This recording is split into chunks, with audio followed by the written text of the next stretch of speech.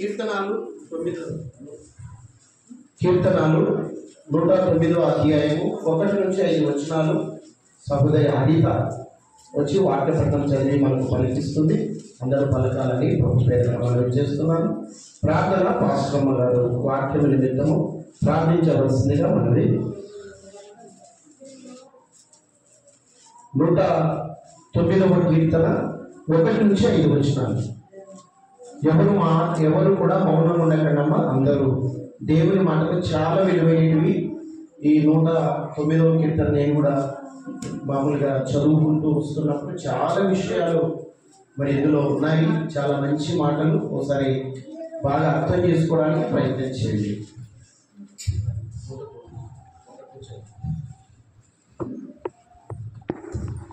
దేవుని నామంలో అందరికీ వందనాలు. దేవుని వాక్యాన్ని చదువుకున్నాం. కీర్తనల గ్రంథము 109వ అధ్యాయము 1 నుంచి 5 వచనాలు. నా స్తుతికి కారణభూతుడవగు దేవా మౌనముగా నన్ను చెరపవలనని భక్తిహీనులు తమ నోరు కపటము గల తమ నోరు తెరిచి ఉన్నారు. వారు నా మీద అబద్ధములు చెప్పుకొనుచున్నారు. నన్ను చుట్టుకొని నా మీద ద్వేషపు మాటలాడుచున్నారు. నిర్ణీతముగా నాతో పోరాడుచున్నారు. నేను చూపిన ప్రేమకు ప్రతిగా వారు నా మీద పగపట్టి ఉన్నారు. అయితే నేను మానక ప్రార్థన చేయుచున్నాను. నేను చేసిన మేలునకు ప్రతిగా కీడు చేయుచున్నారు. నేను చూపిన ప్రేమకు ప్రతిగా నా మీద ద్వేషముంచుచున్నారు.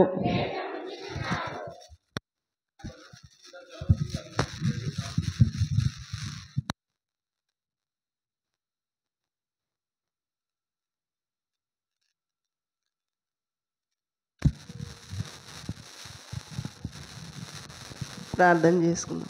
ప్రేమగల నాయన, కృపగల తండ్రి, నీకు వందనములు, స్తుతులు, స్తోత్రములు చెల్లించుకుంటున్నాము దేవా. గడిచిన వారం నుండి మరచి వారం వరకు నీ సన్నిధిలో స్తుతించి నీ గణపరిచే భాగ్యం మాకు అనుగ్రహించినందుకు నీకు వందనములు, స్తోత్రములు దేవా.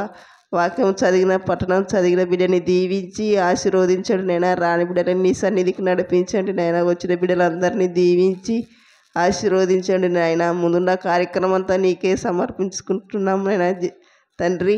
ఇక్కడ చేరిన ప్రతి ఒక్క బిడ్డలు విని విడిచిపెట్టే వరం కాకుండా నేను గణపరిచి నిన్ను స్తుతించే భాగ్యం ప్రతి ఒక్కరికి అనుగ్రహించండి నాయన. నీకు వందనాలు, స్తోత్రాలు నైనా. చిన్నలైతే పెద్దలైతే నైనా నీ సన్నిధిలో స్తుతించే బిడ్డలుగా అనేకులను నీ సన్నిధికి నడిపించమని కోరుకుంటూ ఈ కొద్ది ప్రార్థన ఏ స్థలకు అప్పగించుకు మా తండ్రి నా జరుడైన యేసయ్య పరిశుద్ధ నామములు అడిగి వేడుకుంటున్నాము తండ్రి, ఆమెన్.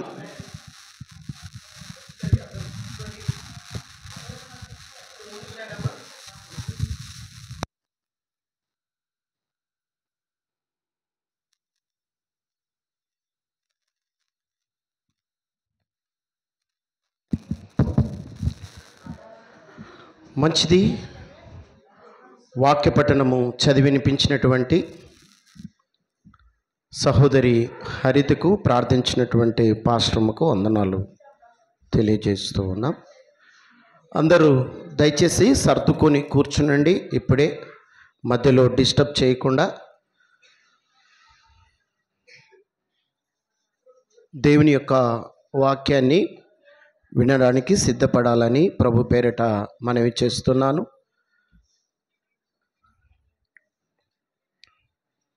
చిన్న ప్రార్థన చేసుకొని వాక్య ధ్యానంలోనికి వెళ్దాం. దయగల మా నాయన, ప్రేమగల మా తండ్రి,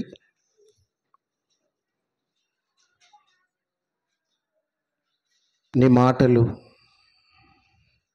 పాటల రూపములో నిన్ను స్తుతించి నిన్ను మహిమపరిచాము తండ్రి. అందును బట్టి మీకు కృతజ్ఞతాస్తుతులు చెల్లిస్తూ ఉన్నాం. ఈ సమయమున నీ మాటలు చెప్పడానికి నన్ను నిలబెట్టావు.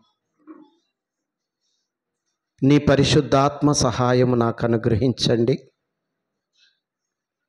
మీ పిల్లలకు అర్థమయ్యేటట్టుగా చెప్పగలిగే ఆ జ్ఞానము, ఆలోచన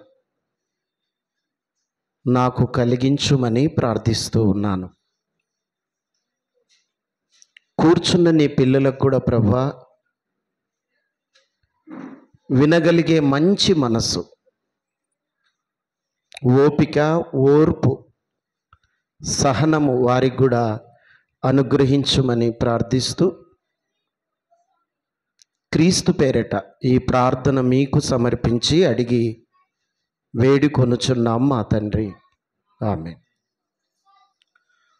ప్రభునందు ప్రియులారా, దేవుడు మరొకసారి ఆయన పరిశుద్ధమైనటువంటి ఆలయంలోనికి మనలందరినీ నడిపించినటువంటి ఆ దేవాతి దేవునికి కృతజ్ఞతాస్తుతులు చెల్లిస్తూ చేరి వచ్చిన మీ అందరికీ కూడా మన ప్రభువైన యేసు క్రీస్తు నామమున వందనాలు తెలియజేస్తున్నానండి. మీకందరికీ వందనాలు. మంచిది. ప్రభునందు ప్రియులారా, ఇప్పటికే ఏది దేవుని కుటుంబము అన్నటువంటి విషయాలలో మొదటి భాగము, రెండవ భాగం కూడా ముగించుకున్నాం.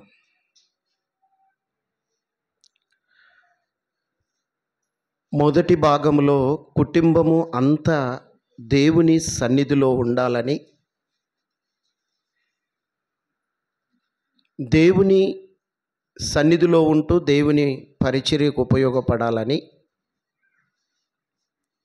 మొదటి భాగంలో మనం చూసాం. రెండవ భాగంలో కుటుంబములో ఉన్నటువంటి ఆ రక్త సంబంధం ఎంత గొప్పది, అన్నదమ్ముల బంధం ఎంత గొప్పది, అక్కా చెల్లెలి యొక్క బంధం ఎంత గొప్పది.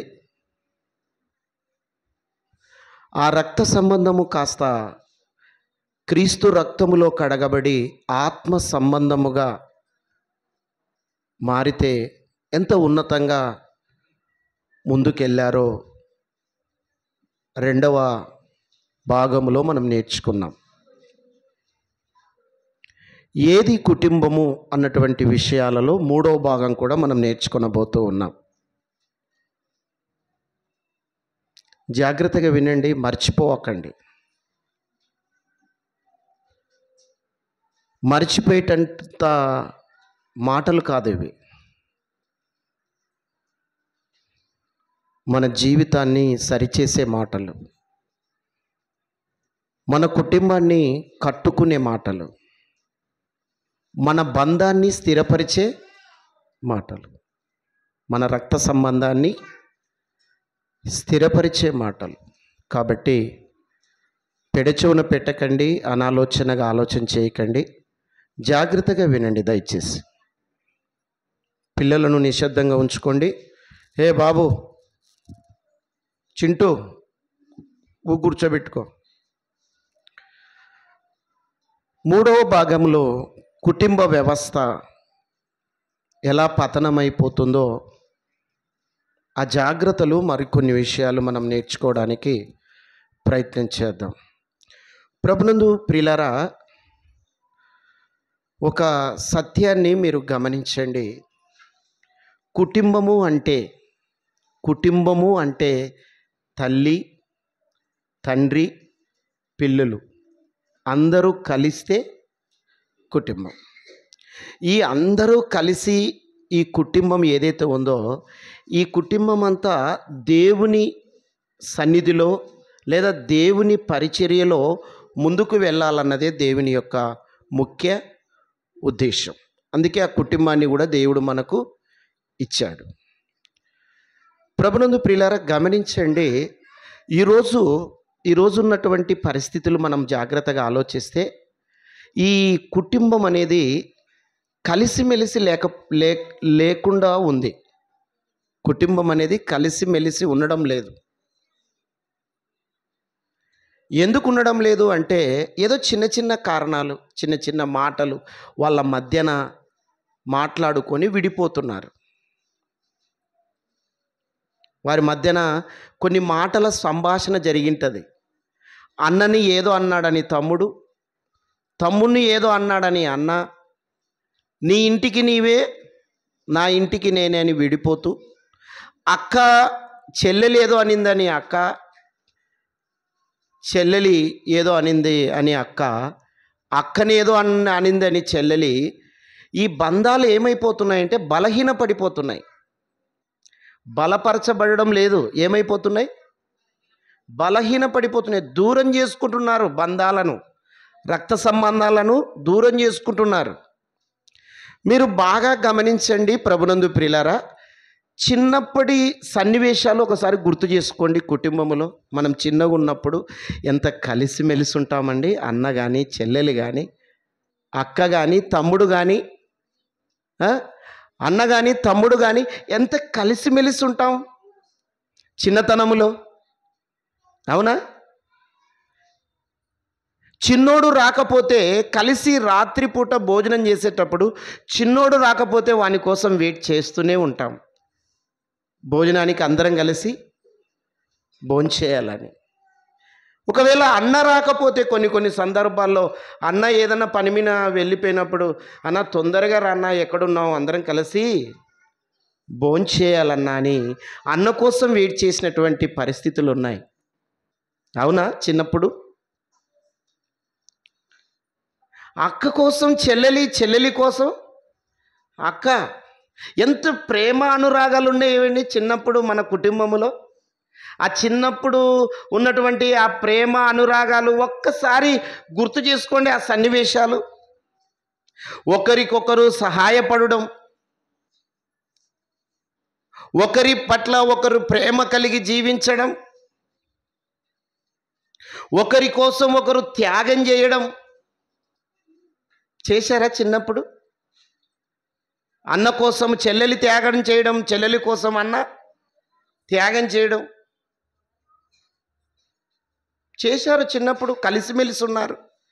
ఆ కలిసిమెలిసి ఉన్నప్పుడు ఆ తల్లిదండ్రులు చూసి ఎంత ఆనందపడిపోతుంటారండి. ఏదైనా చిన్న సమస్య జరిగినప్పుడు తండ్రి దండిస్తారు. ఒరే చెల్లెలే కదరా, నువ్వే సర్దుకోరా అన్నప్పుడు, అవును కదా నా చెల్లెలే కదా అని అన్న కూడా ఏం చేస్తాడు? సర్దుకొని కలిసిమెలిసిపోతూ ఉంటారు. అన్ననే కదా అని అన్నదమ్ములను పట్టించుకోకుండా, అన్ననే కదా ఒక మాట అంటే తప్పేంటి అని తల్లి అన్నప్పుడు, తండ్రి అన్నప్పుడు ఆ తమ్ముడు కూడా సరే మా అన్ననే కదా అని అడ్జస్ట్ అయిపోయి ఆ ప్రేమతో ముందుకు వెళ్ళిపోతూ ఉంటాం. కలిసి మెలిసి ఉంటే ఆ తల్లి కానీ ఆ తండ్రి కానీ ఎంత సంతోషపడుతూ ఉంటారు. అవునా? అవునంటారా? కాదంటారు? అవును. చిన్నప్పుడు ఉన్నటువంటి ఆ కలిసిమెలిసి ఉన్నటువంటి ఆ బంధాన్ని చూసి తల్లిదండ్రులు ఎంతగా సంతోషపడుతూ ఉంటారో, అలాగే ఆ కుటుంబాన్ని కట్టింది దేవుడు గనక దేవుడు కూడా మీరు కలిసిమెలిసి ఉండాలన్నదే దేవుని యొక్క ముఖ్య ఉద్దేశం. దేవుడు కూడా పరలోకంలో ఉండి దేవుడు కూడా ఏం చేస్తుంటాడు తెలుసా? మీరు కలిసిమెలిసి ఉంటే చూడాలని, సంతోషపడాలని దేవునికి కూడా అదే ఇష్టం. తల్లిదండ్రులకే ఇష్టము కాదు, తల్లిదండ్రులకు ఒక్కరికే కాదు ఇష్టం. ఈ తల్లిని తండ్రిని వీరి గర్భాన పుట్టిన పిల్లలందరూ కలిసిమెలిసి ఉండాలని దేవుడు కూడా అదే కోరుతూ ఉన్నాడు. దేవుడు కూడా అలాగే ఉండాలని ఇష్టపడుతున్నాడు. అందుకే ఆ కుటుంబాన్ని ఇచ్చింది. అందుకే నిన్ను ఆ కుటుంబంలో అన్నగా నీకిచ్చాడు, చెల్లిగా నీకిచ్చాడు ఆ బాధ్యతను, ఒక తమ్ముడుగా నీకిచ్చాడు ఆ బాధ్యత, ఒక అన్నగా నీకిచ్చాడు ఆ బాధ్యత. కుటుంబంలో ఎవరిచ్చారు ఈ బాధ్యతలు? ఎవరిచ్చారమ్మా? దేవుడిచ్చాడు నీకు. నువ్వు అనుకుంటే వచ్చిన బాధ్యత కాదు ఇది. ఒరే నన్ను అన్నానురా అని తమ్ముడిని చెప్పి నా అన్న అనిపించుకోవడం కాదు అది. నువ్వు అనుకుంటే వచ్చింది కాదు ఆ బంధం. నన్ను అన్న అనరా అని ఏదో తమ్ముని చిన్నోనితో మాట్లాడి అన్నానని పిలిపించుకునే బంధం కాదు ఇది. దేవుడు పెట్టాడు, నువ్వు అన్నగా ఉండాల్సిందే, తమ్ముడు తమ్ముడుగా ఉండాల్సిందే. స్నేహబంధం అయితే మాట్లాడుకుంటే వచ్చేది స్నేహబంధం. స్నేహబంధం ఎలా ఉంటుంది? ఒకరికొకరు స్నేహితులు ఒకరికొకరు మాట్లాడుకోవడం ద్వారా వచ్చిన బంధం అది. అదేమో దేవుడు పెట్టిన బంధము కాదు. చిన్నప్పటి నుంచి ఒకటే స్కూల్లో చదువుకుంటున్నాము, 1వ తరగతి నుంచి ఇంటర్ వరకు, డిగ్రీ వరకు ఒకటే స్కూల్లోనే అలాగే కొనసాగించాం కాబట్టి అది ఏ బంధము? స్నేహబంధం. అది స్నేహబంధం. ఆ బంధము కంటే రక్త సంబంధము చాలా గొప్పది అని నేను ఫస్ట్ పాఠంలోనే మనం నేర్చుకున్నాం. రక్త సంబంధం చాలా గొప్పది. ఒకరికి ఒకరు కలిసి మెలిసి, ఒకరి కష్టాలలో ఒకరు సహాయపడుతూ, ఒకరి ఇబ్బందుల్లో ఒకరికి హెల్ప్ చేస్తూ సహాయపడుతూ ఆ బంధము అలాగే కొనసాగించాలనేది దేవునికి ఇష్టము, అలాగే పుట్టించిన తల్లిదండ్రులకు కూడా ఇష్టం. విడిపోవడానికి తల్లిదండ్రులు ఇష్టపడరు, విడిపోవడానికి దేవుడు కూడా ఇష్టపడడు. దేవుడు కట్టిన కుటుంబం. అదే చూసామండి. మిరియామి, యెకెబెదు, ఆమ్రోనుకు పుట్టినటువంటి ముగ్గురు సంతానము. అదే చూస్తున్నాం, ఆ కలిసిమెలిసున్న కుటుంబం అది. ఆమ్రాము, యెకెబెదుకు పుట్టినటువంటి సంతానం ఎంతమంది? 3 పేర్లు: అహరోను, మిరియామి, మోషే. వీళ్ళు 3 కూడా ఎంత చక్కగా అణిగి కలిసిమెలిసి ఉన్నారండి. ఎంత చక్కగా కలిసిమెలిసి ఉన్నారు. ఈ రక్త సంబంధము కాస్త ఆత్మ సంబంధంగా మారిపోయింది కాబట్టే ఈ ఒడంబడిక జరిగింది వాళ్ళ మధ్యన. ఈ కలిసిమెలిసి ఉండడం జరిగింది. రక్త సంబంధము కాస్త ఆత్మ సంబంధముగా క్రీస్తు రక్తములో కడగబడిన తర్వాత ఆ బంధం ఇంకా స్టాండర్డ్ అవుతుంది, తెలుసా? అదే జరిగింది వీళ్ళ మధ్యన. ఆ విషయాలే మనము గత 2 పార్ట్స్, ఫస్ట్ పార్ట్, సెకండ్ పార్ట్లో మనం నేర్చుకున్నాం. 3వ పార్ట్స్ కూడా వీళ్ళ గురించే నేర్చుకోవాల్సిన పరిస్థితి వచ్చింది. 3వ భాగం కూడా వీరిలో ఉన్నటువంటి ఆ లోతైన విషయాలను ఒక్కసారి బయటికి తీస్తే ఎంత మంచి మనస్తత్వంతో ఉన్నారో వీళ్ళు అనిపిస్తుంది. ఎంత మంచి స్వభావముతో వీరు జీవించారనిపిస్తుందండి. అన్న, తమ్ముడు, అక్క వాళ్ళ మధ్యన ఉన్నటువంటి ఆ రిలేషన్, ఆ బంధం ఆత్మ సంబంధంగా మరి ఎలా ముందుకు తీసుకెళ్లారో ఒక్కసారి ఇంకా చాలా విషయాలు అందులో ఉన్నాయి. ఆ మనస్తత్వాల యొక్క మనస్తత్వాలను గుర్తించి మన మనస్సు చేద్దాం. ఒకసారి చూడండి వారికి ఉన్నటువంటి పరిస్థితులు ఎలా ఉన్నాయో. అహరోను, మిరియా, వీళ్ళు 3 కూడా ప్రయాణం చేస్తూ వచ్చారు. ఇశ్రాయేలులను నడిపిస్తూ వచ్చారు. వీళ్ళ 3 కూడా కుటుంబంలో సమస్యలు వచ్చాయి. వీళ్ళ 3 మధ్యన సమస్యలు వస్తాయి. వీళ్ళ 3 మధ్యన ఏమొచ్చాయి బాబు? సమస్యలు వచ్చాయి. కుటుంబం అన్నాక సమస్యలు వస్తాయా బాబు? కుటుంబం అన్నాక సమస్యలు వస్తాయి. సమస్యలు రావని చెప్పడం లేదు, వస్తాయి సమస్యలు. సమస్యలు వచ్చినప్పుడు చక్కగా వాటిని పరిష్కారం చేసుకొని ముందుకెళ్ళాలా. సమస్యను ఏం చేయాలంటే చిన్నగా చూడాలా. సమస్యను ఏం చేయాలి? ఎంత సమస్య అయినా కానీ చిన్నగా చూడాలా. మన మధ్యలో ఉన్నటువంటి బంధము, ప్రేమ పెద్దగా ఉండాలా. ప్రేమ, మన అన్నదమ్ముల మధ్య ప్రేమ, అక్కచెల్లెళ్ళ మధ్య ప్రేమ, ఈ రక్త సంబంధము ప్రేమ గొప్పగా ఉండాలి. సమస్య చిన్నగా ఉండాలి. సమస్య చిన్నగా ఉండాలి, ప్రేమ గొప్పగా ఉండాలి. అప్పుడే సమస్య అనేది పరిష్కారం అవుతుంది. మనం అట కాదు, ప్రేమ తగ్గిపోతుంది, సమస్య పెరిగిపోతుంది. అప్పుడే ఆ బంధము విడిపోతుంది. అదే మనకున్న లోపం.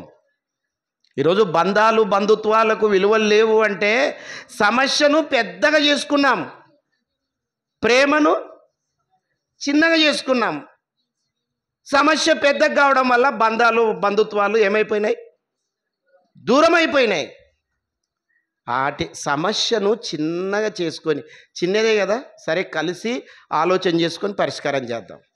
ఎంత బాగుంటుందండి. వీళ్ళకు కూడా సమస్య వచ్చింది. ఎవరికి? మిరియామికి, అహరోనుకు, మోషేకు. చెప్పాలి మరియమ్మ గారు, ఎవరెవరికి? మిరియామికి, మోషేకు, అహరోనుకు. వీళ్ళకు కూడా ఒక సమస్య వచ్చింది కుటుంబంలో. ఏది ఆ సమస్య అంటే ఓసారి చూడండి సంఖ్యాకాండం మీ చేతిలో ఉన్న బైబిల్లో వీళ్ళు సమస్య ఎలా పరిష్కరించారో ఒక చక్కగా మనం ముందుకెళ్దాం. వీళ్ళకున్న సమస్య ఏంటో 12వ అధ్యాయం 1వ వచనం. చిన్నగా బాబు, మిగతా వాళ్ళు కూడా తీయాలి కదమ్మా. వెరీ గుడ్, బాగా తీశారు, వందనాలు మీకు. Very good, very good. చెప్పకముందే మీరు సహకరించినందుకు మీకు వందనాలు. ఓకే, సంఖ్యాకాండం 12:1 చదువు బాబు.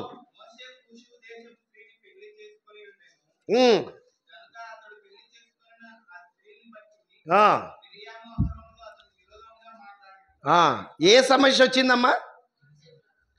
మోషే గారు పెళ్లి చేసుకున్నారు, కూసు దేశస్తురాల్ని పెళ్లి చేసుకున్నాడు. పెళ్లి చేసుకున్నందుకు మోషే మీద సనగడం లేదు, చేసుకున్న ఆమె మీద వ్యతిరేకంగా మాట్లాడుతున్నారు. చేసుకుంది కదా, ఆమెను చేసుకున్నాడు కదా, ఆమెను బట్టి మాట్లాడుతున్నారు. అహరోను మిరియామి, నువ్వెందుకు పెళ్లి చేసుకున్నావు ఆమెను అంటే, ఆమెను ఎందుకు చేసుకున్నావు, ఆమెను బట్టే సమస్య వచ్చింది. పెళ్లి చేసుకోవడం తప్ప మరియమ్మ గారు? పెళ్లి చేసుకోవడం తప్పు కాదా బాబు? పెళ్లి చేసుకోవడం తప్పా రైటా? ఓ మాట చెప్పండి, ముందుకెళ్తుంది. మత్తయ్య గారు, వివాహం చేసుకోవడం కరెక్టా కాదా? రైటేనా? పెళ్లి చేసుకోవడం తప్పైతే కాదా? అవునా? చెప్పండి అమ్మా, మీరైనా చెప్పండి. కాదా? Very good.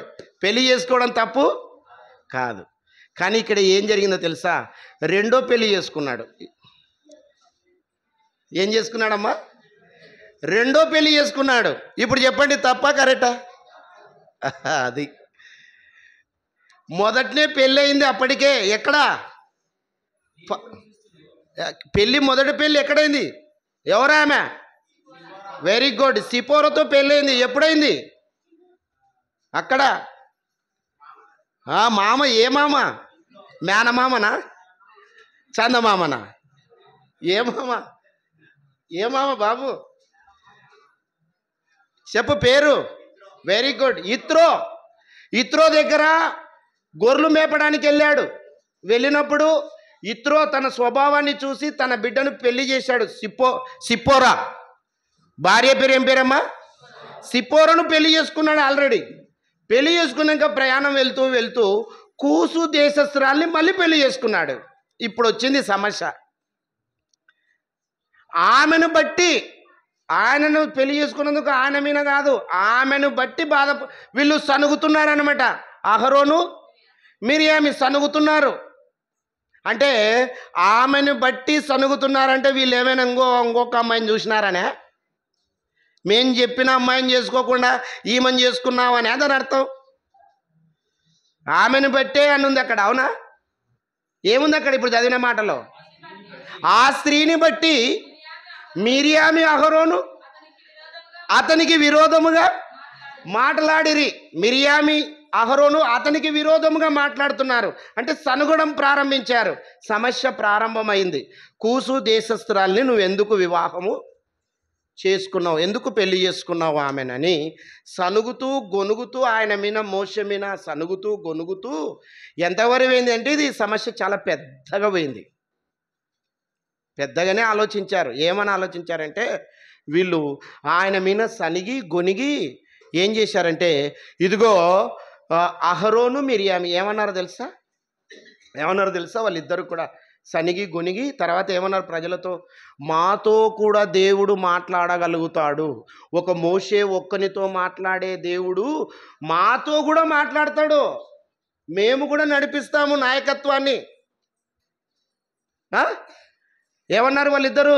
మేము కూడా నడిపించగలుగుతాము మిమ్మల్ని. ఇశ్రాయేలీలతో అంటున్నారు, మేము కూడా మిమ్మల్ని నడిపిస్తాము. ఎలా నడిపిస్తామని ఇశ్రాయేలు అడిగితే, దేవుడు మాతో దేవుడు మాట్లాడుతున్నాడు. మోషేతో ఎట్లా మాట్లాడతాడో మాతో కూడా మాట్లాడతాడు. మోషేతో ఎట్లా మాట్లాడాలో మాతో కూడా మాట్లాడతాడు. కాబట్టి మేము కూడా నడిపించగలుగుతాము, మాకు కూడా అంతో ఇంతో జ్ఞానం ఉంది, ఈ మోషేను పక్కన పెట్టేద్దామనే స్థితికి వెళ్ళిపోయారు. ఇలా సనగడము గొనగడము జరగడం వల్ల ఈ సమస్య డైరెక్ట్గా ఎక్కడికి పోయింది? దేవుని దగ్గర పోయింది. సమస్య ఎక్కడికి పోయిందమ్మా? దేవుని దగ్గరికి పోయింది. దేవుని దగ్గరికి పోతే దేవుడు కోపపడ్డాడు. ఎందుకు కోపపడ్డాడంటే, మోషే యొక్క స్వభావము దేవునికి బాగా తెలుసు. అది ఎందుకు చేసుకున్నాడో అది వ్యక్తిగత విషయంలేండి. కానీ ఆయనకున్న స్వభావం, మోషేకున్న మనస్తత్వము ఎవరు తెలుసు? దేవుని. ఎలాంటి వాడో మోషే గారు అన్న సంగతి ఎవరు తెలుసు అండి? దేవునికి బాగా తెలుసు. ఎలాంటి వాడు మోషే? నీకు తెలుసా? నాకు తెలుసు. ఎలాంటి వాడండి మోషే? Very good. ఏదమ్మా? Very good. సాత్వికుడు. మోషేకున్న గుణం ఏంటో తెలుసా? సాత్వికమైన మనస్సు, అంటే తగ్గించుకునే మనస్సు. తర్వాత మోషే దేవుని కోసం ఎన్నిటినో వదిలిపెట్టి వచ్చాడా లేదమ్మా? నేనే చెప్తున్నానా? వచ్చాడు. ఏం విడిచిపెట్టాడు? దేవుని కోసం ఎంత త్యాగం చేశాడు? Very good. ఐగుప్తులో వచ్చే ధనాన్ని, ఐగుప్తులో వచ్చే ఐశ్వర్యాన్ని, ఐగుప్తులో ఉన్న సింహాసనాన్ని, ఐగుప్తులో ఉన్నటువంటి రాజ్య భవనాన్ని ఏం చేశాడు? దేవుని కోసం విడిచిపెట్టి వచ్చాడు. మోషే పెద్దవాడైనప్పుడు ఐగుప్తులో ఉన్నటువంటి ధనాన్ని ఆశించకుండా ఫరో కుమార్తె యొక్క కుమారుని అనిపించుకున్నటకు మోషే ఒప్పుకొనలేదు. వాటన్నిటిని విడిచిపెట్టి దేవుని ప్రజలతో శ్రమ అనుభవించటం మేలని యోచించి ఫరో కుమార్తె యొక్క కుమారుని అనిపించుకున్నటకు మోషే ఒప్పుకోలేదు. ఎక్కడ? హెబ్రీ 11. మోషే పెద్దవాడైనప్పుడు విశ్వాసమును బట్టి ఐగుప్తు ధనము కంటే క్రీస్తు విషయమైన నింద గొప్ప భాగ్యమని ఎంచుకొని అల్పకాలము పాపభోగములను అనుభవించుట కంటే దేవుని ప్రజలతో శ్రమ అనుభవించుట మేలని యోచించి ఫరో కుమార్తె యొక్క కుమారుడునని అనిపించుకొనుటకు ఒప్పుకొనలే. అంటే దేవుని కోసం వాటన్నిటిని విడిచిపెట్టాడు. ఒక సాత్వికుడు, తర్వాత దేవుని కోసం ఎన్నిటినో త్యాగం చేసి వచ్చినటువంటి వ్యక్తి. తర్వాత తన ఇల్లంతటిలో నమ్మకమైన వాడు మోషే. అంత మంచి స్వభావము కలిగినటువంటి మోషే మీద వీళ్ళు సనగడము గొనగడము చేస్తూ ఉన్నారంటే, మేము కూడా నడిపిస్తాము నాయకత్వాన్ని, మేము కూడా చేస్తాం. ఎవరికి ఏ బాధ్యత ఇస్తే అదే చేయడం మంచిది. మోషేకి ఏ బాధ్యత ఇచ్చాడు? నాయకుడు. అహరోనికి ఏ బాధ్యత ఇచ్చాడు? యాజకుడు. మిరియామికి ఏ బాధ్యత ఇచ్చారు? ప్రవక్తి. అది ముందుకెళ్తే కనపడుతుంది. ఓకే, ఎవరికి ఇచ్చిన బాధ్యతలు వారు చేయకుండా బాధ్యత మరిచి మోషే మీద సనిగి మేము కూడా మాట్లాడతామనేసరికి దేవుని కోపం రావడం. కోపం వచ్చిన వెంటనే దేవుడు ఏం చేశాడు తెలుసా? మిరియామికి ఒక భయంకరమైనటువంటి శాపాన్ని ఇచ్చాడు. ఏ శాపమమ్మా? హీమము గల తెల్లని కుష్టివ్యాధి. హీమము గల తెల్లని, అంత తెల్లగా ఒత్తుంటుంది చూడండి, కుష్టివ్యాధి. దేవుని కోపం వచ్చి మిరియామికి ఏమి ఇచ్చాడు? కుష్టివ్యాధి ఇచ్చాడు. ఆ కుష్టివ్యాధిని చూచి పక్కనే ఉన్న అహరోను, అయ్యో ఏంటి మా చెల్లెలు ఇలా అయిపోయింది ప్రభువా, ఏంటి ఇలా అయిపోయిందని దేవునికి ప్రార్థన చేయడం ప్రారంభించాడు. ఎవరు? అహరోను. దేవునికి ప్రార్థన ఆమెను చూస్తుంటే చూడలేని పరిస్థితి అన్నమాట. చాలా భయంకరమైనటువంటి స్థితికి వెళ్ళిపోతుంది రోజు రోజుకి. ఇక చూడలేకపోతున్నాడు అహరోను. ఏడుస్తూ ప్రార్థన చేస్తున్నాడు. ఏమని ప్రార్థన చేస్తున్నాడో తెలుసా? తప్పు చేశాము నాయనా మేము. ఏమని ప్రార్థన చేస్తున్నాడు? తప్పు చేశాము నాయనా మేము. ఏం తప్పు చేశావు? మోషే మీద సనగడము తప్పే నాయనా. తన తప్పును తాను తెలుసుకొని, నిజమేనైనా మేము చేసిన తప్పైతే తప్పేనైనా, మమ్మలను క్షమించు తండ్రి, మమ్మలను క్షమించు తండ్రి. ఎందుకంటే మోషే మీద అనవసరంగా మేము మాట్లాడాము, అపార్థం చేసుకున్నాము, తర్వాత సనిగి గొనిగాము నాయనా, మమ్మలను క్షమించు తండ్రి అని వేడుకుంటున్నాడు. ఎవరమ్మా? ఎవరు? జాన్? అహరోను ఏడుస్తూ తన తప్పును తాను తెలుసుకొని పశ్చాత్తాపపడుతూ దేవునికి మొరపెట్టాడు. తర్వాత మోషే కూడా ఏం చేస్తున్నాడు? మోషే కూడా మిరియామి విషయంలో ప్రార్థన చేస్తున్నాడు. అదేంటి? ఇది ఎక్కడి బంధం? అదే రక్త సంబంధం, ఆత్మ సంబంధం. అహరోను ప్రార్థన చేస్తున్నాడంటే ఒక అర్థం ఉంది ఆమె గురించి. మోషే కూడా ప్రార్థన చేస్తున్నాడు. ఎవరి గురించి? బాగా జరిగింది ప్రభువా, ఈమె నన్ను అన్నందుకే ఈ కుష్టివ్యాధి వచ్చింది, ఇంకా ఇలాగే బాగా అది కుష్టివ్యాధి ఇంకా బాగా పెంచు నాయనా అనే ఏమని ప్రార్థన చేస్తున్నాడు? ఇదిగో మా అక్కను నీవు బాగు. అదేంటి? అసలు సమస్య ఎవరి నుంచి వచ్చింది? మోషే నుంచి వచ్చింది. మోషే గారు మళ్ళా మిరియామి గురించి ప్రార్థన చేయడం ఏంటి? అది మనకు తెలియవలసింది ఏంటంటే ఇదే. మంచి లక్షణాలు ఉన్న వాళ్ళు ఇటు చేస్తారు, మంచి స్వభావం ఉన్న వాళ్ళు ఇటు చేస్తారు. ఒకవేళ మన దగ్గరికే వచ్చారనుకోండి, సమస్య వచ్చింది, నీ నుంచే సమస్య వచ్చింది వాళ్ళకు. ఏమా, కుటుంబంలో మన నుంచే సమస్య వచ్చింది, మనకిట కీడు చేసినందుకే వాళ్ళకు సమస్య వచ్చింది. వింటున్నారా నా మాట? ఏం బాబు, ఇప్పుడు నీకు కీడు జరిగింది ఎవరి నుంచి? అన్నదమ్ముల నుంచి, అక్కజెల్లెల నుంచో కీడు జరిగింది. ఇప్పుడు ఆ కీడు నీ నుంచే జరిగిందినప్పుడు వాళ్ళు నీ దగ్గరకు వచ్చారనుకోండి, ఇప్పుడు నీ నుంచి వాళ్ళకు కీడు జరిగింది, నీ దగ్గరకు వచ్చారనుకోండి సహాయం కోసం. పరిస్థితి ఏం బాగాలేదన్నా, తమ్ముడు పరిస్థితి ఏం బాగాలేదు, కొంచెం నువ్వు కలిగించుకొని కొంచెం సహాయపడు, కొంచెం మాకు సహాయం చేయని అన్నారనుకోండి. అప్పుడు నువ్వు సహాయం చేస్తావా? సంతోషపడతావా? ఒక తమ్ముడు నీ దగ్గరకు వచ్చాడు అక్క దగ్గరికి, అక్క పరిస్థితి ఏం బాగాలేదక్క, చాలా ఇబ్బందులు ఉన్నాయి, కొంచెం నువ్వు కలగజేసుకొని, పెద్దదానవు, పెద్దాయమవు నువ్వు, కొంచెం కలగజేసుకొని కుటుంబానికి కొంచెం సహాయపడక్క అని అక్క దగ్గరికి తమ్ముడు వచ్చాడు అనుకోండి, అక్క సహాయపడుతుంది, ఇది జరగాల్సిన పనే అంటదే.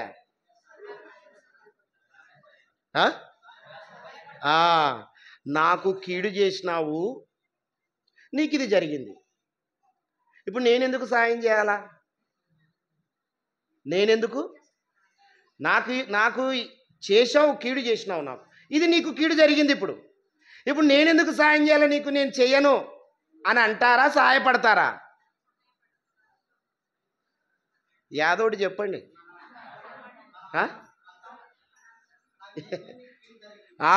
నాకు కీడు జరిగింది, నాకు కీడు చేసినావు, నీకు ఇది జరిగింది, ఇది జరగాల్సిన పరిస్థితి, నా దగ్గరికి రావాకని దూరం చేస్తారా? బంధుత్వాన్ని దగ్గరికి చేర్చుకుంటారా? దూరం చేస్తారు. అదే ఆ బంధమే అలా తప్పుడు మార్గంలో వెళ్ళిపోయింది. బంధము, బంధుత్వాల విలువలు తెలియాలంటే వాక్యం నేర్చుకుంటే తప్ప స్థిరపడదు. అట్లా దూరము చేసుకున్నారు చాలామంది.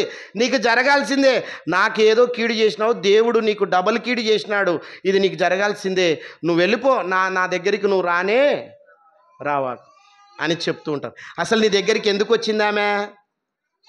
ఒక అన్న తమ్ముని దగ్గరికి ఎందుకు వచ్చాడు? రక్త సంబంధము గనక.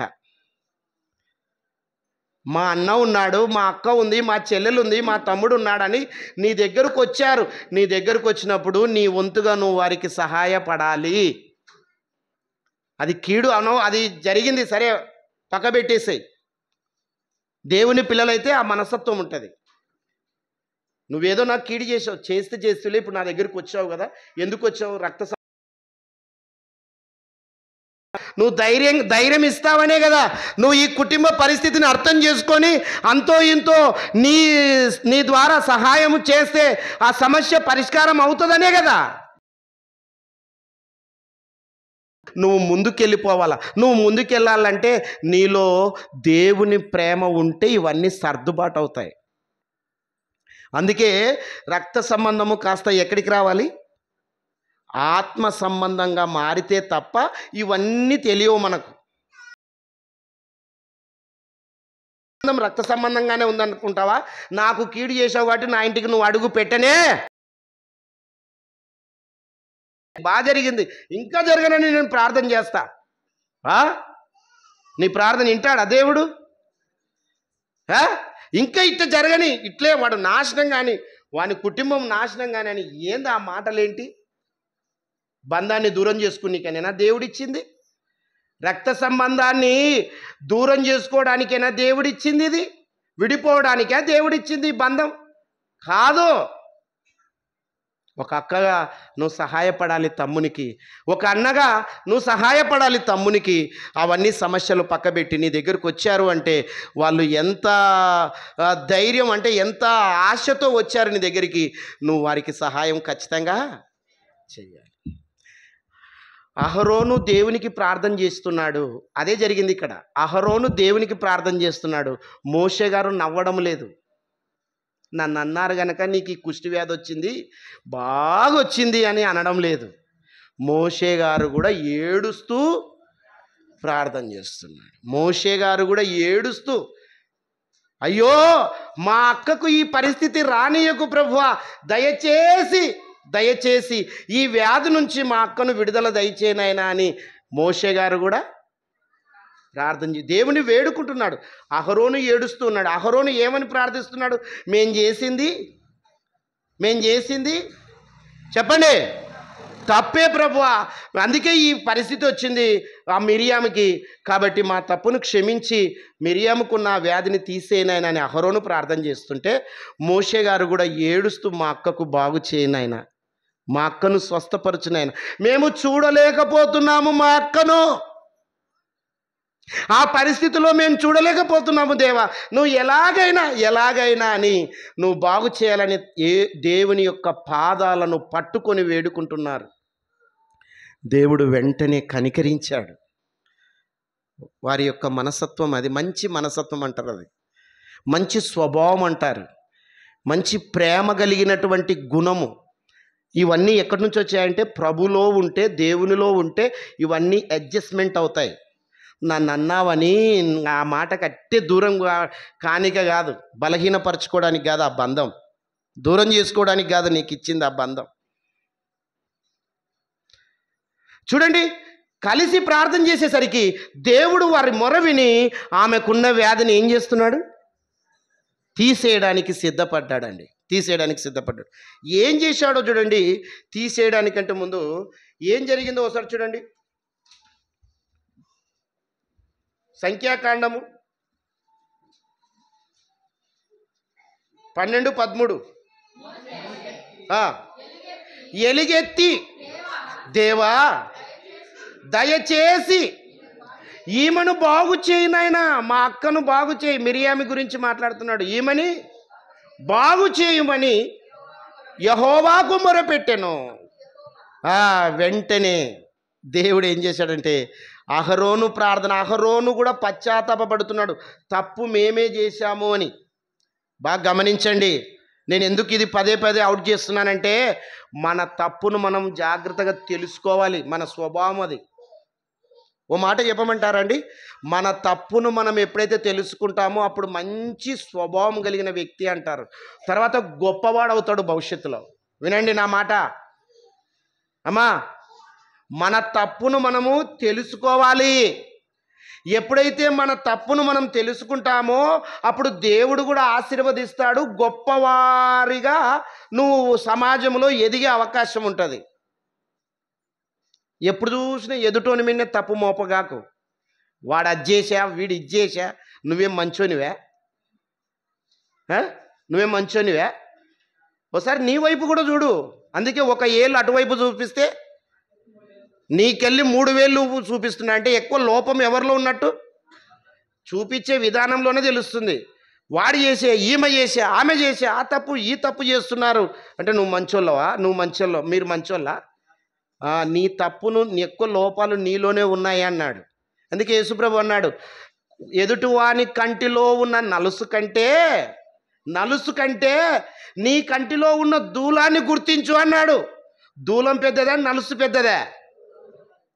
మరియమ్మ గారు, దీవెనమ్మ గారు, దూలం పెద్దదా, నలుసు పెద్దదా? దూలం పెద్దది. అంటే నీ కంటిలో ఉన్న దూలాన్ని గమనించి ఎదుటివాని కంటిలో ఉన్న నలుసు గురించి ఆలోచించు అంటున్నాడు. మనం అది కాదు, దీని దూలం ఇట్టే పెట్టుకొని వాడు అది చేసే, ఇది చేసే, ఆ తప్పు చేసే, ఈ తప్పు చేసే, ఇది సాటిలు చెప్పడం ఎక్కువైతుంది. వద్దు, అది మంచి లక్షణం కాదు. కుటుంబములో ఫస్ట్ నా నుంచి కొన్ని సమస్యలు జరిగాయి, నేనే సర్దుకోవాలా. నేను సర్దుకుంటే సమస్య పరిష్కారము అవుతుంది. నా కుటుంబాన్ని నేను నిలబెట్టుకోవాలి, నేను సర్దుకోవాలి. నేనే తప్పు చేశాను. అహరోను అన్నాడు, నేనే తప్పు చేశాను, మోషే మీద సనిగాను ప్రభువా, నన్ను క్షమించి మిరియామిని బాగు చేయనైనా అన్నాడు. తర్వాత మోషే ప్రార్థన చేశాడు. వీళ్ళిద్దరి ప్రార్థన విని దేవుడు ఏం చేశాడంటే 14:15 అప్పుడు యెహోవా మోషేతో చెప్తున్నాడు, దేవుడు మాట్లాడుతున్నాడు. ఆమె తండ్రి ఆమె ముఖము మీద ఉమ్మి వేసిన ఎడల ఆమె 7 దినములు సిగ్గుపడును కదా. ఏం చెప్పన్నాడు దేవుడు? ఆమె తండ్రి, ఎవరు తండ్రి? అమ్రాము వచ్చి ఆ వ్యాధి బాగు చేయాలంటే నేను చెప్తా వినని దేవుడు చెప్పాడు ఒక మాట. ఏం చెప్పాడంటే, మీ నాన్నగారు వచ్చి ఆమె మీద ఉమ్మేయాలంట. ఎన్ని రోజులు? 7 రోజులు ఉమ్మేయాలంట. రోజు వచ్చి ఆమె మీద ఉమ్మేయాలంట. ఎంత భయంకరమైన పరిస్థితి అండి. ఉమ్ము వేయడం అంటే మామూలు విషయమా? చిన్న విషయమా? ఏదైనా పొరపాటున పడరానోడు ఇట్లా తిరుగుతున్నాడు అనుకోండి, మనకు నోట్లో ఎంగిలి వచ్చిందని ఉమ్మేస్తే, నన్ను చూసి ఉమ్మించావని కొట్లాటలు పడిన కాలాలు కూడా ఉన్నాయా లేదా? లేదన్నా, నా నోట్లో ఎంగిలి వచ్చింది, నేను లేదు, నన్ను చూసే ఉమ్మించినావని జగడాలు పడినటువంటి పరిస్థితులు కూడా మనం చూస్తూ ఉన్నాం. అంటే ఉమ్మించడం అంటే చిన్న విషయం కాదు. రోజు ఉమ్మిస్తూ ఉంటే ఆమె పరిస్థితి ఎట్లా ఉంటుందండి? మిరియాం పరిస్థితి ఎంత కుమిలిపోయి ఉండాలి, ఎంత బాధపడిపోయి ఉండాలి, అవునా? 7 రోజులు ఆమెను ఆ విధంగా చెయ్యాలి అన్నాడు. తర్వాత ఇంకేం చేయమన్నాడు? ఆమె పాల్యము వెలుపల 7 దినములు ప్రత్యేకముగా ఉండాలి. మళ్ళీ ఏం చేశాడు తెలుసా? 7 రోజులు ఆమె పాల్యము వెలక, ఊరు బయట ఉండాలి. ఆమె ఊరి దగ్గర ఉండకూడదు, మనుషులతో కలిసి ఉండడానికి వీలు లేదు. ఊరు బయట ఉండాలా? ఊరు బయట ఉండి 7 రోజులు అక్కడే ఉండాలి ఆమె. అప్పుడు 7 రోజులు అయిపోయిన తర్వాత ఆమెకున్న వ్యాధి బాగైతుంది.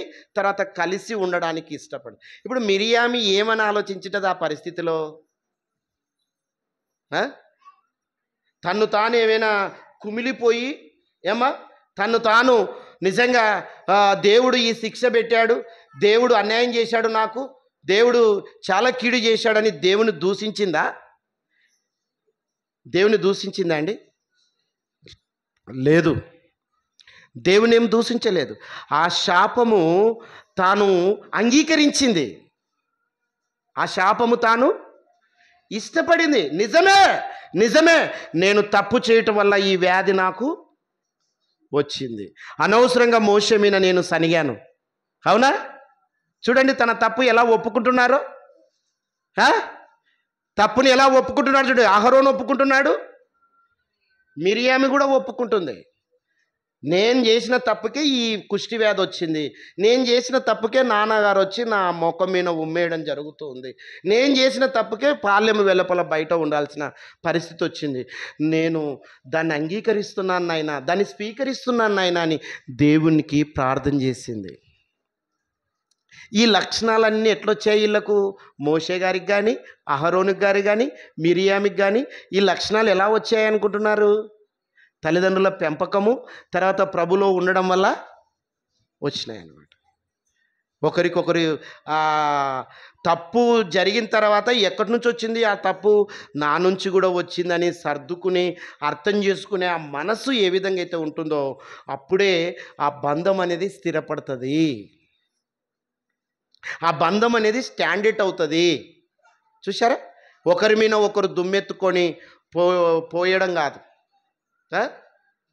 ఒకే కుటుంబం అండి, ఒకే కుటుంబం, ఒకే కుటుంబములో నువ్వు తప్పు చేసావు అని ఆ బంధాన్ని విడిపోవడానికి కాదు, బలహీనపరచుకోవడానికి కాదు, అర్థం చేసుకొని దాన్ని ముందుకు తీసుకెళ్ళడానికి ప్రయత్నము చేయాలి.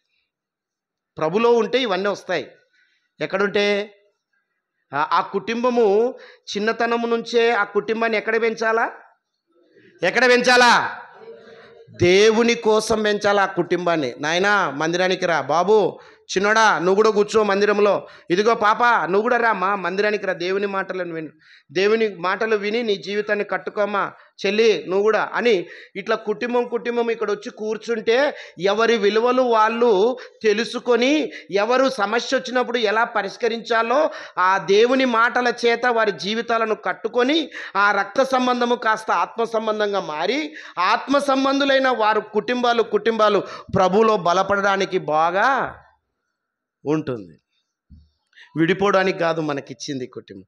చిన్న సమస్యలండి, చిన్న సమస్యలను మాట్లాడుకోవడము, ఆ మాటలు మనసులో పెట్టుకోవడము. నన్ను అన్నాడు వాడు పలానా రోజు, వాడు అంటాడా నన్ను? ఎవరు అనేది? అన్ననే కదా, తమ్ముడే కదా, చెల్లే కదా, అక్కే కదా అనాలా. తమ్ముడు అంటే తప్పేముంది, అక్క అంటే తప్పేముంది? అది ప్రేమలు అలా ఉంటాయండి. నన్ను అన్నారని దూరం పోవడము ఎంతవరకు న్యాయం చెప్పండి? ఎంతవరకు విడిపోవాలి? ఎంతవరకు ఏం సాధిస్తాం చెప్పండి? దూరం అయిపోయి ఏం సాధిస్తాం మనం చెప్పండి? ఏమైనా సాధిస్తామా? నీకేమైనా బలం వస్తుందా? నీకేమైనా శక్తి వస్తుందా వాళ్ళని దూరం పెట్టుట ద్వారా? మీరు బాగా గమనించండి, అలా దూరం పెట్టుతున్నావు కాబట్టి ఒక సత్యాన్ని మీరు తెలుసుకోండి. అసలు నువ్వు చనిపోయిన వెంటనే వచ్చేది ఎవరో తెలుసా? నువ్వు దూరం పెట్టినా నీ అక్క చెల్లెలు, నీ తమ్ముడు, నీ అన్ననే వచ్చేదాటికి. పరుగున నీ విషయం తెలిస్తే చచ్చిపోయినాడని స్నేహితుడు తొందర రాడు, ఎవరెవరో తొందర రాడు. ఎవరు వస్తారు? వాళ్ళే వచ్చేది నీ కాటికి. తీసుకుపోయేటప్పుడు కూడా ఆ భౌతిక దేహాన్ని అప్పగించేది కూడా ఎవరికి? వాళ్ళకే అప్పగించేది, రక్త సంబంధానికే. స్నేహితులు ఉన్నారు, చిన్నప్పటి నుంచి వాడి ఇంట తిరిగినాడు, వానికి వట్టి అని ఆ శవాన్ని వానికి ఇవ్వండి అన్నారు. అవన్నీ కార్యక్రమాలు చేసేటివన్నీ ఆ స్నేహితునికి అప్పగించారు. ఎవరికి అప్పగిస్తారు? ఆ గ్రామ పెద్దలు. ఎవరికమ్మా? ఒక ఇంట్లో ఒక కుటుంబానికి 4 కుమారులు ఉన్నారంట. వినండి అమ్మా, 4 కుమారులు ఉన్నారంట. ఉండండి అన్న, 4 కుమారులు ఉన్నారంట. ఎంతమంది అండి? 4 కుమారులు. ఈ 4 కుమారులు ఏం చేశారు? ఈ 4 కుమారులు ఏం చేశారండి? ఏం చేశారు తెలుసా? తండ్రి దగ్గరికి వచ్చారు. తండ్రి దగ్గరికి వచ్చి, వినండి అన్న, తండ్రి దగ్గరికి వచ్చి నాన్న ఏం చెప్పాడంటే, ఒరేయ్ ఒక్కొక్కడు కర్ర తీసుకొచ్చుకొని రా అన్నాడు. ఏం చెప్పాడమ్మా? ఒక్కొక్కరు ఒక కర్ర తెచ్చుకొని రా అన్నాడు. కర్ర తీసుకొని వచ్చారు. ఒక్కొక్కరి కర్రను విరగొట్టండి అన్నాడు. ఏమన్నాడు? ఎవరి చేతిలో ఉన్న కర్రను వారిని విరగొట్టండి. టక విరగొట్టేశారు. తర్వాత 4 కర్రలు ఒకటి చేత పట్టుకోండి. ఒక్కొక్కరు ఎన్ని తేవాలి ఇప్పుడు? 4 కర్రలు తీసుకోండి, 4 కట్టెలు తెచ్చుకోండి. 4 కట్టెలు కలిసి 4 కట్టెలు తీసుకొని ఒక్కొక్కడు విడగొట్టండి. ఇప్పుడు విరుగుతాయండి? విరగవు. ఒక్కొక్కటైతే విరగొట్టచ్చు, 4 ఒకటేసారి విరగొట్టం. దీని అర్థం ఏంటంటే కలిసి ఉంటే కలదు సుఖం, కలిసి ఉండాలి, విడిపోవడానికి వీల్లేదు. విడిపోతే అది ఆ బంధం అలాగే పోతుంటుంది. తర్వాత ఆ బంధానికి మనం న్యాయం చేయని వారంగా ఉంటాం. కలిసి ఉండాల. మీరు బాగా గమనించండి, చిన్నప్పుడు కలిసిమెలిసి ఉన్న మనము పెద్దవాళ్ళు అయిన తర్వాత కుటుంబాలు ఎదిగిన తర్వాత విడిపోయి దూరమైపోతూ ఉంటాం. దూరమైపోతూ ఉంటే ఆ తల్లిదండ్రులు పెంచిన తల్లిదండ్రులు ఉంటారు, ఇంట్లో ఉండారా? ఉంటారు. అప్పటికే మనల్ని పెంచి గొప్ప కుటుంబాన్ని ఒక కుటుంబముగా కట్టిన తర్వాత వాళ్ళ వయసు ఉంటుందా తగ్గిపోతుందా? ఏమా వాళ్ళ వయసు ఏమైపోతుంది? తగ్గిపోతుంది. అంటే ముసలితనానికి వెళ్తారా? వెళ్ళరా? ముసలితనానికి వెళ్ళిపోయింటారు. ఇప్పుడు అన్న తమ్ముడు అక్క చెల్లెలి ఈ కుటుంబాలన్నీ విడిపోయినప్పుడు అన్న వచ్చి తల్లిదండ్రులకు చెప్తుంటారు, వాడిట్టనే నన్ను వాని కథ చేస్తాను నేను అని అన్న వచ్చి చెప్తుంటాడు. తమ్ముడు వచ్చి చెప్తుంటాడు తల్లికి కానీ తండ్రికి కానీ, వాడు అన్నగాడు ఇట్లానే అని, చెల్లెలు ఇట్లానే అని, అక్క ఇట్లానే అని. ఈ విధంగా ఒకరికొకరు సాటిలు తల్లిదండ్రులకు చెప్తుంటే ఆ తల్లిదండ్రులు వాడు కరెక్టే అన్నాడా అని అంటారా? బాధపడతారా? ఆ తల్లిదండ్రులు ఏం చేస్తారండి? బాధపడతారు. అదేంటి, ఒకే రక్తముతో పంచుకున్న మీకేంట్రా ఈ సమస్యలు? అన్న అంటేనే తమ్ముడుగా నువ్వు తగ్గించుకో, సర్దుకో, పెద్దోడు కదా, 2 మాటలు అంటే తప్పేముందని తమ్మునికి చెప్తుంది. చెప్పిన వ్యక్తికి సర్దుకోనైనా అని తల్లిదండ్రులు చెప్తారు. తర్వాత అలా చెప్పితే ఏమంటాడు తెలుసా? వాని మీదనే ఎక్కువ ప్రేమలే నీకు, నా మీద ప్రేమనే లేదు నీకు, వాని మీదనే ప్రేమ. ఇన్ని మాటలంటే కూడా వాన్నే నువ్వు సపోర్ట్ చేసి చెప్తున్నావంటే వాని మీదనే, అక్క మీదనే ఎక్కువ ప్రేమ, చెల్లెల మీద ఏం ప్రేమ, నా మీద ప్రేమనే లేదు. ఎంత బాధపడిపోతుంటారండి ఆ ముసలితనంలో. 4 కుమారులుంటే 4 సమానంగానే చూస్తుంది ఆ తల్లి కానీ తండ్రి కానీ. 4 కుమార్తెలు ఉంటే 4 కుమార్తెలను చక్కగా ప్రేమిస్తారండి. తల్లిదండ్రుల మీద ఆ ప్రేమలో కల్మషం ఉండదు తెలుసా? ఆ ప్రేమలో లోపం ఉండదు. నీకెంత ప్రేమ ఉంటుందో అన్నకు కూడా అంతే ప్రేమ ఉంటుంది, అన్నకి ఎంత ప్రేమ ఉంటుందో తమ్ముని మీద కూడా అంతే ప్రేమ ఉంటుంది. మీరల్లా వచ్చి ఆ సమస్యలు తల్లిదండ్రులకు చెప్తే వాడిట్టానే, అక్క ఇట్టానే, చెల్లెలు ఇట్లానే అని వాళ్ళ మనసులో పడితే వాళ్ళు ఆరోగ్యంగా ఉంటారా? అనారోగ్యానికి వెళ్ళిపోతారా? అంటే నువ్వు అనారోగ్యానికి తెచ్చినట్టేనా తల్లిదండ్రులని? అవునా? ముసలితనము అనారోగ్య పరిస్థితి వాళ్ళది, అప్పుడే బలహీనంగా ఉంటారు వాళ్ళు. ఇప్పుడు మనం ఈ సమస్యలు చెప్పడం వల్ల వారికి మనశ్శాంతి ఉంటుందా? బాధలో ఉంటారా? బాధలో ఉంటారండి తల్లిదండ్రులు. అంటే ఆ టెన్షన్లో వాళ్ళకి బీపీ పెరగడము, ఆ టెన్షన్లో వారికి షుగర్ ఎక్కువ అవ్వడము, ఆ టెన్షన్లో ఏదో ఒకటి బలహీన పడిపోవడము, ఆ టెన్షన్లో వాళ్ళు మరణానికి దగ్గర కావడం. అంటే రోగాలన బారిన పడుతున్నారు అంటే కారణం ఎవరో తెలుసా? మనము చెప్పే సమస్యలను బట్టే ఎక్కువ శాతం తల్లిదండ్రులు అనారోగ్య పరిస్థితికి వెళ్ళిపోతూ ఉంటారు.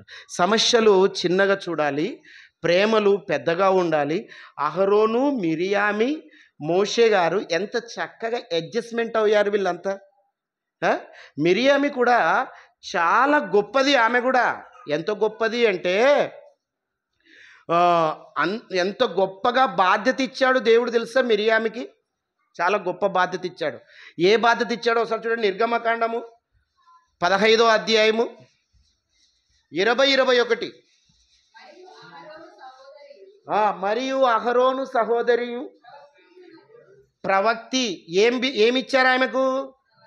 ఆమె ఒక ప్రవక్తి. ప్రవక్తి అంటే అర్థం ఏంటి? ప్రవక్తి అంటే, ప్రవక్త అంటే అర్థం ఏంటి?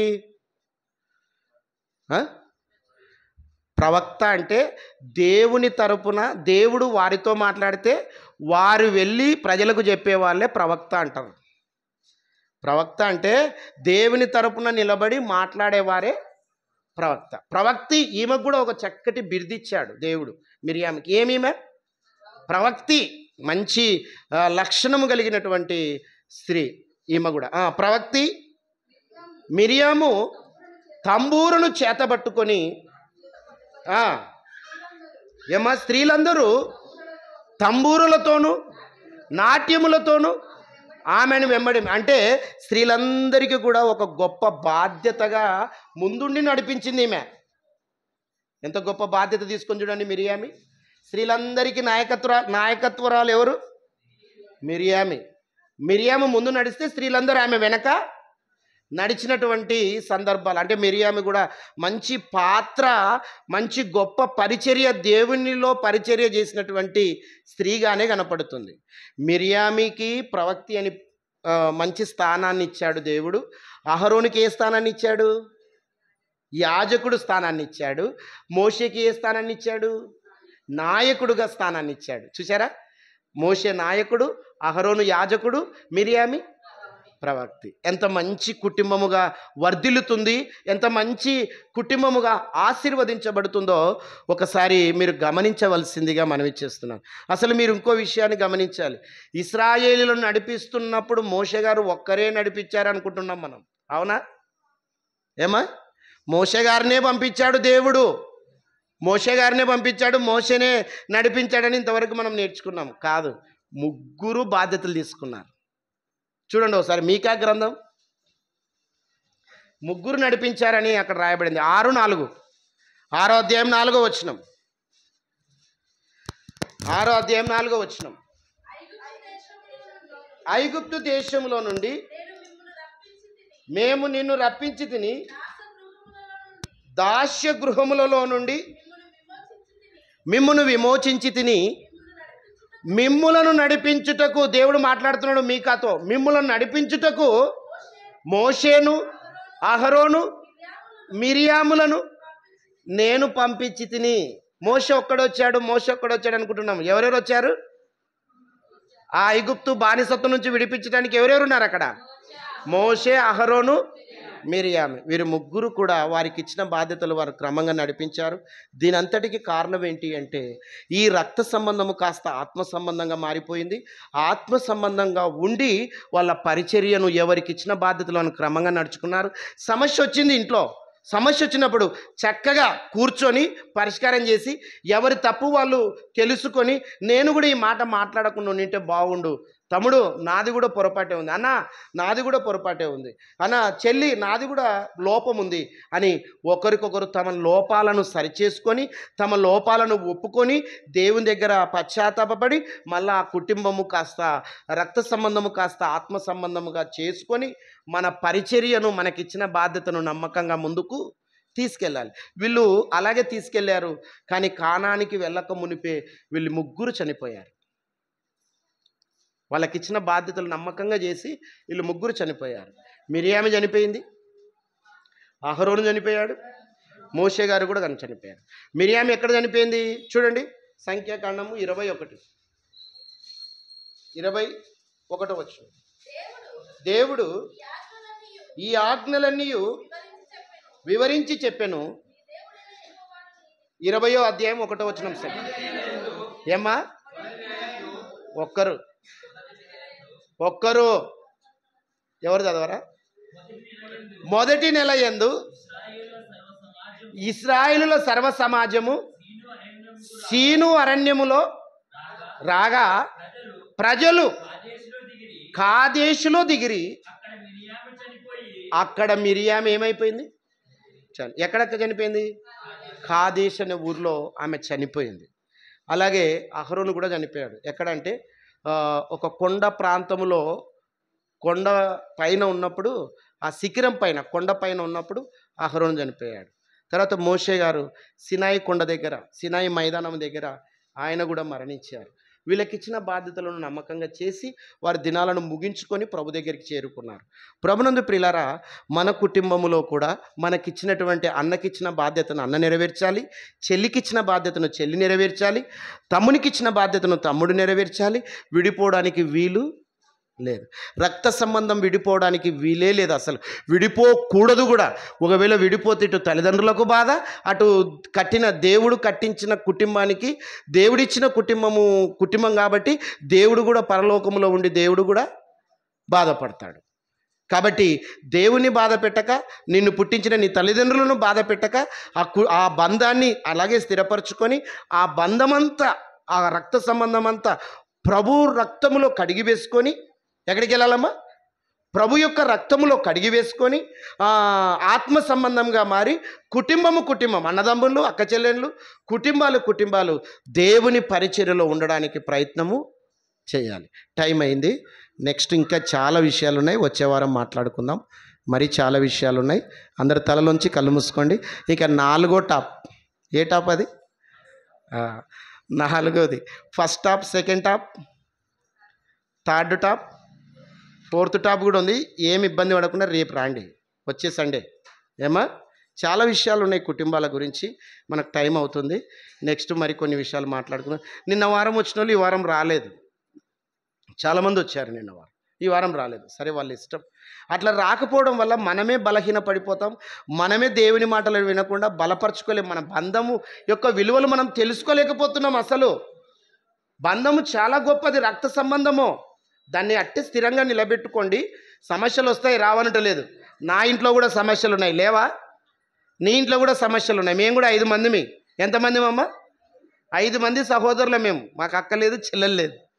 5 మందిని కూడా మేము కూడా కొన్నిసార్లు సమస్యల్లో కొంచెం వాదన పడుతుంటాం. మళ్ళీ ఒకరికొకరు సర్దుబాటు చేసుకొని, నేను కూడా ఈ అహరోను మాదిరి నాదే తప్పు ఉన్నట్టుంది లేని నేను కూడా చాలా, అంటే నేను వాక్యం తెలిసినోని కాబట్టి నేను ఖచ్చితంగా నాది కరెక్ట్ అని నేను ఎప్పుడు చెప్పుకోను. నాది కరెక్ట్, నేను బాగా మాట్లాడుతున్నాను, నాకు అన్నీ తెలుసు అని కొన్నిసార్లు అన్నీ తెలిసినోడు కూడా స్లిప్ అయిపోతుంటాడు. కాబట్టి నేనే చాలా విషయాల్లో సర్దుకోవాల్సిందే. అది తప్పదు. తగ్గించుకోవాలా మనిషి. తగ్గించుకుంటేనే హెచ్చింపబడతాడు. తగ్గితే తప్పేముంది? తగ్గించుకున్నవాడే హెచ్చింపబడేది. హెచ్చింపబడకూడదు కుటుంబంలో, తగ్గాల్సిందే. తగ్గితేనే అన్నీ కూడా సర్దుబాటు అవుతాయి. కుటుంబం స్టాండర్డ్ అవుతుంది. ఆ కుటుంబము ఆత్మ సంబంధంగా మారుతుంది. కుటుంబాలు దేవుని పరిచర్యలో బలంగా పరిచర్యకు కొనసాగుతారు. ఆలోచించి మంచి నిర్ణయం తీసుకోండి. మరి కొన్ని విషయాలు వచ్చే వారం మాట్లాడుకుందాం. వచ్చే వారం కూడా ఖచ్చితంగా రావాకండా? ఏమా? రండి. ఏం బాబు? వచ్చే వారం కూడా అలాగని నెక్స్ట్ ఇవి అయిపోయిన తర్వాత మళ్ళీ రావకండి కాదు. ప్రతి ఆదివారం రండి. ప్రతి ఆదివారములో చక్కటి విషయాలు మనం నేర్చుకోవడానికి ప్రయత్నం చేద్దాం. మన ఆత్మీయస్థితిని మనం కాపాడుకొని పరలోకానికి సిద్ధపడదాం. ఓకేనా? 4వ భాగము వచ్చే వారం మాట్లాడుకుందాం. తలలోంచండి, కళ్ళు మూసుకోండి. దయగల మా నాయన, ప్రేమగల మా తండ్రి, ఇదిగో చాలా విషయాలు కుటుంబ వ్యవస్థలో ఎన్నో విషయాలు మేము నేర్చుకున్నాము తండ్రి. నేర్చుకున్న ప్రతి మాట మా హృదయాలలో భద్రపరుచుకొని ఎవరికి ఇచ్చిన బాధ్యతను కుటుంబంలో వారు చక్కగా నెరవేరుస్తూ నీ పరిచర్యలో ముందుకు వెళ్ళగలుగుటకు మీ సహాయం మాకు అందించమని, అన్ని విషయాల్లో తోడుండుమని, మమ్మలను మేము చాలా వరకు తగ్గించుకుంటూ మీ నామాన్ని హెచ్చిస్తూ క్రీస్తు పేరిట ఈ ప్రార్థన మీకు సమర్పించి అడిగి వేడుకొనుచున్నాం మా తండ్రి. ఆమేన్.